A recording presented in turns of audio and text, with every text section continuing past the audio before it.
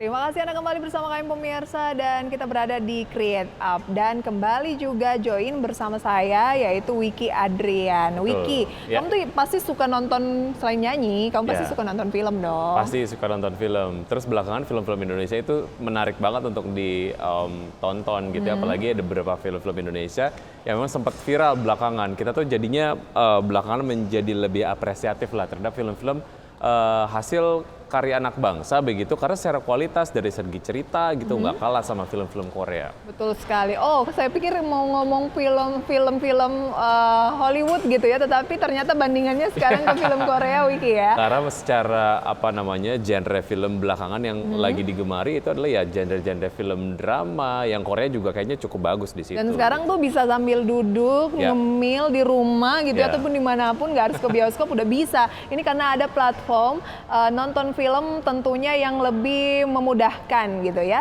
Dan untuk membahas terkait dengan nonton film ala platform startup kali ini sudah tersambung melalui via Zoom dengan Mas Rademtus Rangga atau yang disapa Mas Rangga selaku CEO dari Rangkai. Halo Mas Rangga. Halo, selamat pagi. Pagi, terima kasih sudah bergabung bersama kami Mas Rangga. Semoga Yes. kita sehat selalu ya. Amin, terima kasih. Oke, apa sih yang menginspirasi pendirian dari Rangkai sendiri Mas Rangga? Iya, kalau kita lihat pertama kali adalah aksesibilitas susah untuk menonton film Indonesia. Jadi itu yang pertama kali menginspirasi kita. Karena memang cuma ada 517 bioskop di Indonesia. Itu data terakhir. Dan kita lihat bahwa perlu adanya aksesibilitas baru dengan partner saya, Mas Bram juga, dan ngobrol dengan beberapa teman-teman di industri, oh perlu nih ada aksesibilitas baru untuk nonton film Indonesia. Oke, Rangkai sendiri ini sudah berdiri atau mulai beroperasi itu berapa lama? Kita itu merespon pandemi. Jadi kita rilis pertama kali 28 Oktober 2021. Oke, Mas Rangga, permasalahan yang kerap kali dihadapi oleh industri film untuk mendistribusikan filmnya di Indonesia apa aja? Selain tadi seperti yang Anda sampaikan, sebetulnya secara jumlah bioskop, sebetulnya ya mungkin bisa dibilang cukup banyak, tapi kurang ideal lah ya gitu. Ini yang kemudian membuat distribusi film sendiri kurang tersebar lah di seluruh Indonesia. Permasalahan terkait distribusi film ini apa lagi selain itu? Ya, kalau dari saya mungkin yang kita pelajari adalah masalah aksesibilitas juga sama. Kalau di industri ada sering disebut tak kenal maka tak tayang. Nah itu. Jadi untuk menayangkan film tuh harus kenal dulu nih. Dan sedangkan kita kan Indonesia sangat besar ya, 517 itu sangat kecil jumlah bioskop yang ada di Indonesia saat ini. Oke, inilah yang membuat Rangkai hadir untuk menawarkan solusi mengakses film-film Indonesia lewat platform gitu ya? Betul. Oke, solusinya apa lagi Mas Rangga? Yang ditawarkan? Kalau kita solusi yang kita tawarkan kepada filmmaker, kita bagi hasil langsung. Jadi harga tiket potong pajak bagi dua. Kita direct sharing ekonomi dengan filmmaker dan juga kita memberikan metadata yang lengkap. Jadi kita pencatatannya tidak hanya nonton film saja, tapi database per film itu ada semua. Oke, jadi ini kita mencatat. sebenarnya bukan platform on demand seperti yang sudah ada seperti Netflix dan sebagainya gitu ya, tapi ini lebih ke nonton film secara fisik, artinya datang ke sebuah tempat penayangan film, kurang lebih kayak gitu ya? Bukan, kurang lebih kayaknya gitu, tapi diaksesnya via online, jadi via rangkai.id. Jadi orang mau nonton harus memberi tiket. Oke. Jadi tidak ada subscription, no subscription based. Tunggu dulu, misalnya saya dan Wiki pengen nonton gitu ya di Rangkai, apa yang harus kami lakukan? Daftar OTP, bayar via QRIS atau dengan e-wallet apapun di Indonesia. Sekali bayar ya? Ya, sekali bayar 1 kali 24 jam Oh, aksesnya. kemudian nontonnya di mana nih? Di rangkai.id.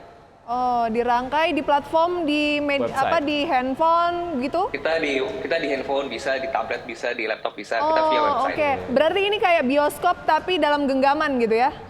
Betul sekali. Oke, dan bisa nonton kapanpun gitu ya filmnya ya, Kapanpun, nggak usah dimana. harus Berarti mengikuti film yang jadwal lagi bioskop. tayang di bioskop juga bisa diakses di Rangkai? Kan biasanya setelah di bioskop baru bisa kita nonton gitu kan? Di Betul, rumah kalau- gitu ya? Betul, biasanya kalau bioskop habis turun layar baru masuk ke platform Betul. atau masuk ke kita. Oh, ini yang sebetulnya dibaca oleh Rangkai sendiri, karena biasanya kalau di platform-platform penayangan TV ataupun film gitu ya, ataupun serial begitu, itu biasanya untuk film khususnya biasanya yang sudah tidak lagi box office gitu ya. Tapi kemudian ini yang kalau di Rangkai sendiri, film yang sudah ada ataupun sedang ada di bioskop bisa ditonton di Rangkai. kurang lebih seperti itu. Kita sedang mengusahakan agar bisa paralel bersamaan. Oke, karena juga ini mengatasi solusi daerah-daerah pelosok ataupun terpencil di tanah air yang belum bisa terakses ataupun bisa ke bioskop gitu ya, jauh. Ini akan lebih mudah dan lebih banyak lagi orang yang menonton karya-karya dari anak bangsa gitu ya. Betul sekali, itulah kenapa kita bilang kita merespon aksesibilitas. Karena 517 bioskop tadi hanya 3/4-nya di Jabodetabek saja. Itu jadi kita lihat ya, perlu penayangan yang lebih banyak ya, agar tiketnya bisa, film Indonesia bisa ditonton lebih banyak oleh banyak orang juga. Oke, hanya sebatas film-film Indonesia sajakah? Dan kalaupun hanya sebatas film-film Indonesia saja, film Indonesia yang seperti apa? Apakah produksi dari production house yang memang sudah besar, ataupun film-film Indonesia yang populer, atau film-film Indonesia yang indie gitu-gitu ditayangkan juga di Rangkai? Ya, kita berkomitmen 5 tahun hanya menerima film Indonesia. Jadi kita tidak akan menayangkan film dari luar atau film dari negara lain. Kita fokus untuk film Indonesia dan kita menayangkan semua film independen ataupun film dari PH besar kita menayangkan semua. Karena bagi kami yang paling utama adalah mereka harus punya layar untuk referensi bersama. Bisa menonton film dari kota-kota lain, itu yang kita lihat. Karena kan memang Indonesia sangat besar dan belum ada platform yang kurang lebih merangkai atau menjadi wadah bagi film-film di Indonesia itu sendiri.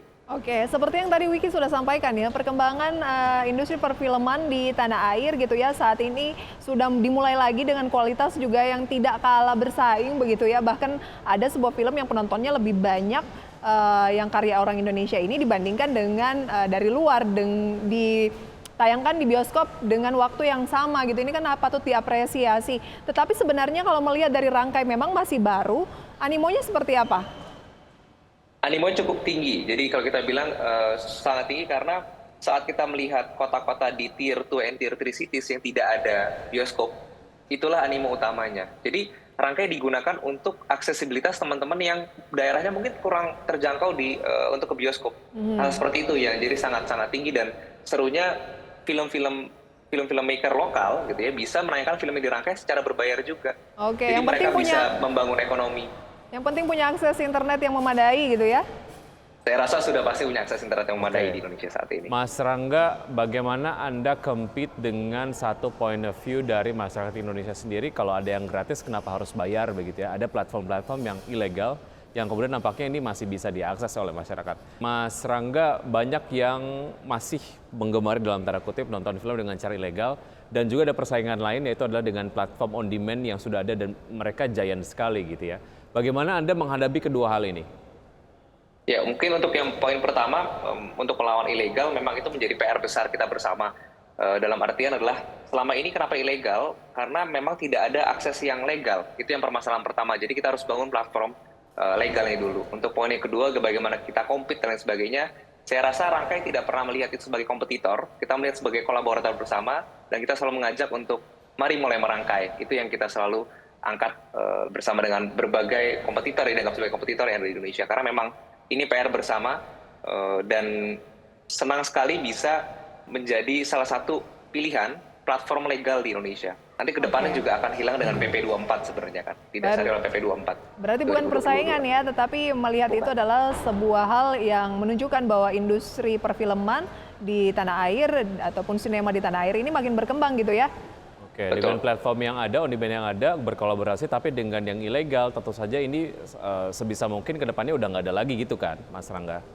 Betul, sebenarnya itu bisa dijawab dengan teknologi. Kita sedang membangun tracing, jadi traceability, siapa yang akan, siapa yang membajak dan sebagainya itu ke depannya akan bisa kelihatan semua. Harga tiketnya berapa dan ke depan target dari Rangkai akan ngapain, Mas Rangga?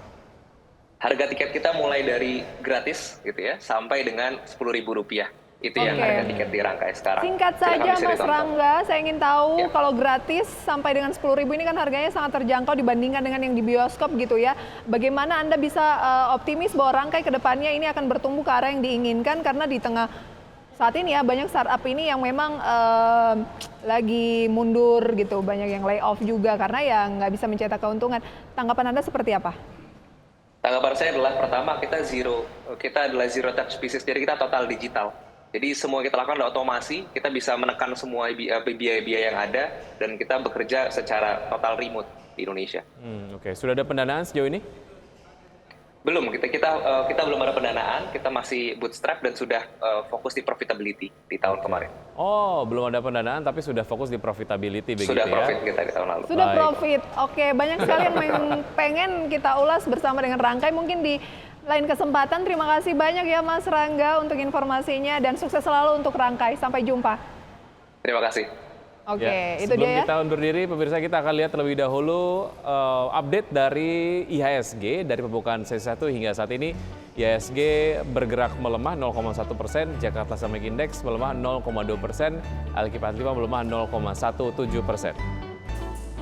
Dan ini akan kita saksikan ya pemirsa, di mana saat ini IHSG sudah turun lagi sebesar, udah hijau 0,07%, kami revisi ya ke 6.874.